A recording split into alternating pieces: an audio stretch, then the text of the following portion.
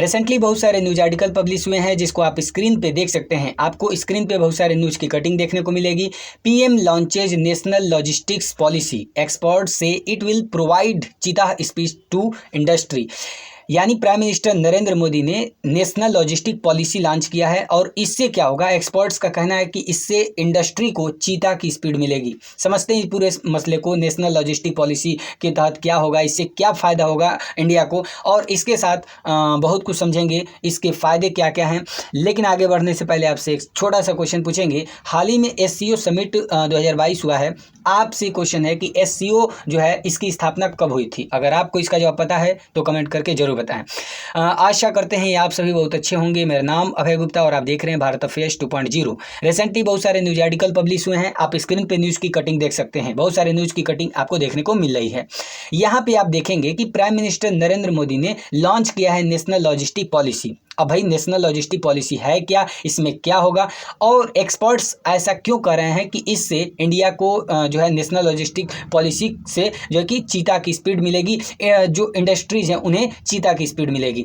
वैसे चीता की स्पीड यहाँ पे इसलिए कहा जा रहा है क्योंकि प्राइम मिनिस्टर नरेंद्र मोदी का बर्थडे जो है 17 सितंबर को था और उस दिन जो है कि प्राइम मिनिस्टर नरेंद्र मोदी ने खुद जो है कि 8 चीतों को जो है कि मतलब छोड़ा, रिलीज़ किया। और वे कहाँ से आए थे, नामीबिया से। हमने इस पे वीडियो बनाया है। अगर आप वीडियो देखना चाहते हैं तो डिस्क्रिप्शन में लिंक है, वहां पर जाकर वीडियो को देख सकते हैं। सबसे पहली बात, आपके मन में ये जो सवाल उठ रहा है कि नेशनल लॉजिस्टिक पॉलिसी के तहत क्या होगा और इसमें है क्या, तो बात समझिए। देखिए, सबसे पहले लॉजिस्टिक का मतलब समझिए। लॉजिस्टिक का मतलब क्या है, तो लॉजिस्टिक का मतलब होता है माल ढुलाई। जैसे आप देखते हैं, आपको अगर मान लीजिए कोई सामान एक जगह से दूसरी जगह पहुंचाना है तो क्या करते हैं हम लोग, किसी गाड़ी की मदद लेते हैं और जो है कि सामान को एक जगह से दूसरी जगह पहुंचाते हैं। लेकिन हम लोग तो मान लीजिए छोटे छोटे काम करते हैं, लेकिन जो विदेशों से सामान आ रहे हैं या जो है कि जहाँ से मैन्युफैक्चर होके निकल रहा है, वहाँ से जो सामान निकलते बहुत बड़ी मात्रा में होती हैं। तो ट्रक के ट्रक जो है कि माल एक जगह से दूसरी जगह जाते हैं। और किस किस तरीके से जाते हैं, तो रोड के जरिए जाते हैं, ट्रेन के जरिए जाते हैं, शिप मतलब पानी वाले जहाज या तो हवाई जहाज के थ्रू जो है कि सामान एक जगह से दूसरी जगह जाते हैं। अब यहाँ पे दिक्कत क्या है, अधिकतर जो इंडिया में अगर आप देखें तो अधिकतर जो माल की ढुलाई होती है यानी लॉजिस्टिक का काम होता है वे रोड के जरिए होता है। और रोड के जरिए होने का मतलब सबसे ज़्यादा खर्च होता है फ्यूल का, क्योंकि रोड पे बहुत ज़्यादा ट्रकें चलती हैं जिसके कारण जाम होता है, ट्रैफिक होती है और फ्यूल जो है बहुत ज़्यादा लॉस होता है। फ्यूल लॉस होता है, इसके साथ टाइम बहुत ज़्यादा स्पेंड होता है। अब इससे क्या होगा, जब टाइम बहुत ज़्यादा लॉस होगा, सही समय से जो है कि माल एक जगह से दूसरी जगह नहीं पहुँचेगा, तो इससे जो उसमें एक प्रोडक्ट अगर कच्चे माल है, जैसे मान लीजिए फ्रूट्स हैं, वेजिटेबल हैं, तो वे खराब हो जाएंगे। और जो है कि समय से नहीं पहुँचेगा तो उससे जो है कि लोगों को सही समय से नहीं मिल पाएगा, माल सही से सप्लाई नहीं हो पाएगा। तो ये दिक्कत है लॉजिस्टिक्स की। बात समझ में आ रही है। इसीलिए प्राइम मिनिस्टर नरेंद्र मोदी ने ये पॉलिसी लाया है, नेशनल लॉजिस्टिक पॉलिसी। अब इससे क्या होगा, देखिए, इससे जो है पीयूष गोयल जी का कहना है, आप यहाँ पे इनका ट्वीट देख सकते हैं। तो यहाँ पे आपको देखने को मिलेगा, इन्होंने कहा है कि देखिए, प्राइम मिनिस्टर नरेंद्र मोदी ने जो ये NLP national logistic policy launch किया है, इससे बहुत सारे लोगों को अपॉर्चुनिटी मिलेगी, बहुत सारे लोगों को फायदा मिलेगा। जैसे फार्मर्स को फायदा मिलेगा, MSME micro small medium enterprises इसको भी फायदा मिलेगा, एक्सपोर्टर हैं उनको फायदा मिलेगा, लेबर्स को फायदा मिलेगा, और जो छोटे छोटे बिजनेस हैं उनको भी फायदा मिलेगा। बात समझ में आ रही है।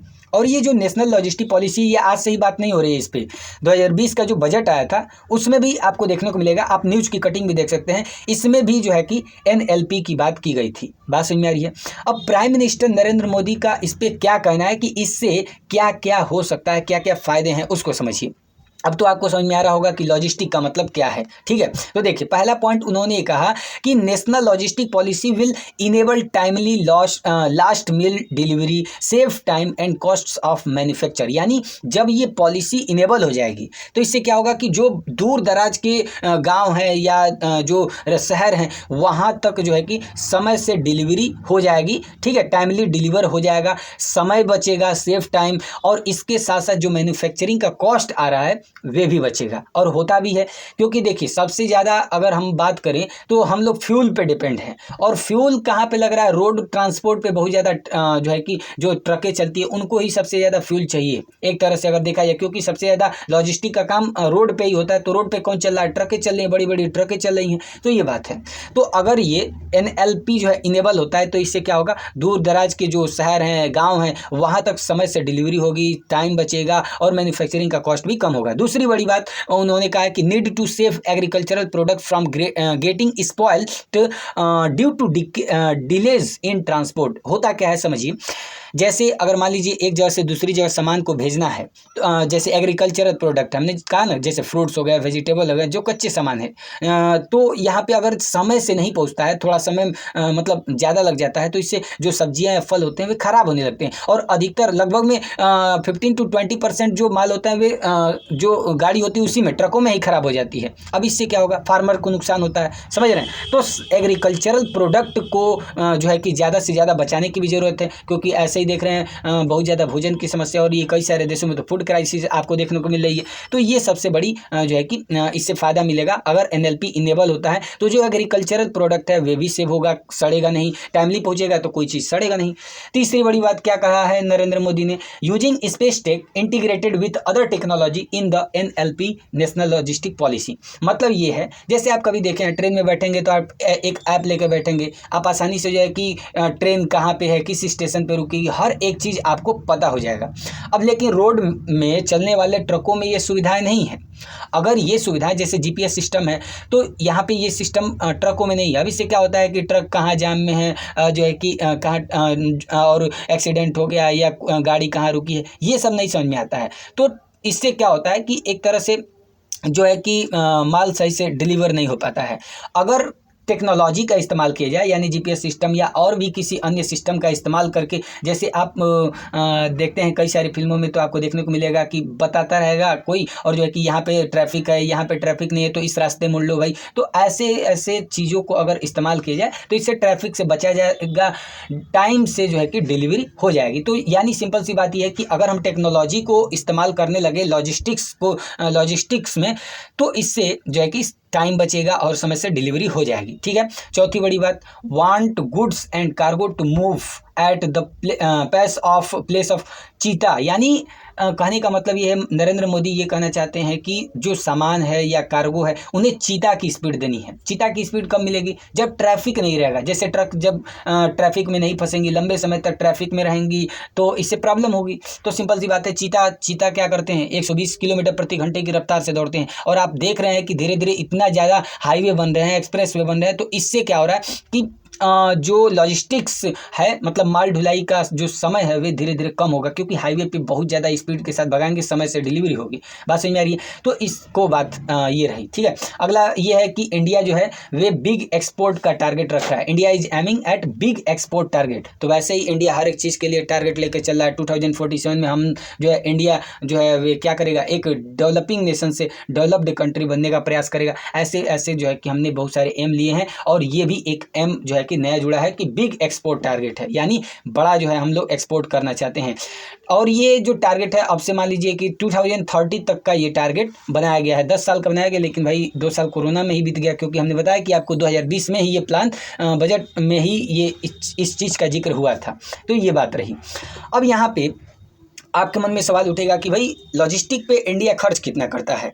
तो आपको बता दें कि इंडिया जो है 13 से 40% जो है सिर्फ लॉजिस्टिक पे खर्च करता है, यानी सामान को एक जगह से दूसरी जगह ले जाने में जो है कि सबसे ज़्यादा खर्च करता है। और आपको बता दें कि लॉजिस्टिक में ही सबसे ज़्यादा रोजगार भी है।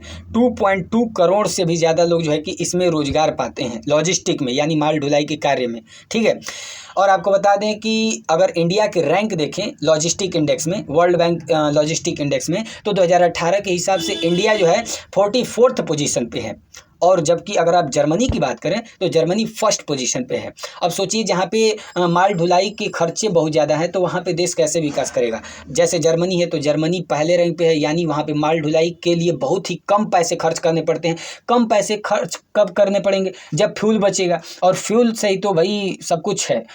इकोनॉमी पूरा फ्यूल पे चलती है, चाहे वे कोई भी देश हो। तो फ्यूल अगर कम से कम इस्तेमाल करेंगे तो दूसरे देश से भाई फ्यूल खरीदना है तो ज़्यादा से ज़्यादा हमारा फॉरेक्स रिजर्व बचेगा, तो इससे फ़ायदा होगा। ठीक है, और जो है कि इकोनॉमी भी बूम करेगी। बात समझ में आ रही है। तो ये बात रही।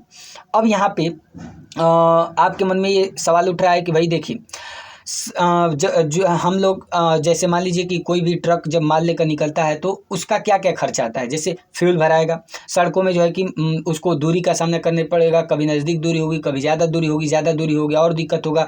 जो है कि वहाँ पे ट्रैफिक मिलेगा, टोल टैक्स मिलेगा, रोड टैक्स लगेगा, मतलब तरह तरह की समस्याएं। और इन चीज़ों को जितना कम हो सके अगर जब किया जाएगा तो लॉजिस्टिक सिस्टम जो है कि वे सही होगा। तो लॉजिस्टिक इकोसिस्टम को अगर अच्छा करना है तो चीज़ों को डिजिटल लेकर जाना होगा। सिंपल सी बात ये है। तो अगर नेशनल लॉजिस्टिक पॉलिसी में क्या होगा, तो सिंपल सी बात है कि जो चीज़ें हैं उसे डिजिटलाइज करने का प्रयास किया जाएगा। और जब कोई चीज़ डिजिटल होगी तो उससे जो है कि कोई भी चीज़ आसान होगी, तो लॉजिस्टिक इकोसिस्टम भी आसान हो जाएगा। माल ढुलाई में जो है कि कम खर्चे लगेंगे और जो है कि तय समय पर डिलीवरी भी हो जाएगी। तो ये बात रही। इसीलिए जो है नरेंद्र मोदी ने प्राइम मिनिस्टर नरेंद्र मोदी ने नेशनल लॉजिस्टिक पॉलिसी जो है लॉन्च किया है। इसके तहत जो है इंडस्ट्री को काफ़ी फ़ायदा होगा, क्योंकि वे माल बनाएंगे, समय से डिलीवर होगा और जो है कि कम खर्चे लगेंगे। ठीक है, तो ये बात रही। अब आपके मन में सवाल उठेगा कि आखिर इसके तहत क्या क्या होगा। तो सबसे बड़ी बात कि रोड जो है बेहतर कनेक्टिविटी, रोडों का जो रोड हैं उनकी बेहतर कनेक्टिविटी की जाएगी। कैसे किया जाएगा, एक्सप्रेस वे बनाया जाएगा, हाईवे बनाया जाएगी। और इससे ज़्यादा, रोड से ज़्यादा हमें ट्रेन, शिप और एरोप्लेन पे ध्यान देना होगा। और इससे क्या होगा, देखिए अगर रोड की जगह हम ट्रेन या तो एरोप्लेन, शिप से अगर हम जो सामान है उससे एक जगह से दूसरी जगह पहुंचाएंगे तो रोड पे जो है भीड़ नहीं रहेगा, ट्रैफिक नहीं रहेगा और फ्यूल की भी जो है कि नुकसान नहीं होगी। तो इससे फ़ायदा होगा और इससे जो है कि सच में जो इंडस्ट्रीज़ हैं उन्हें चीता की स्पीड मिलेगी। तो आपको ये वीडियो कैसा लगा कमेंट करके जरूर बताएं। और जो हमने आपसे क्वेश्चन पूछा है, अगर आपको इसका जवाब पता है तो कमेंट करके जरूर बताएं। वीडियो अच्छा लगा तो लाइक करें और अपने फ्रेंड्स के साथ वीडियो को जरूर शेयर करें। वीडियो देखने के लिए धन्यवाद। वंदे मातरम। काम खत्म।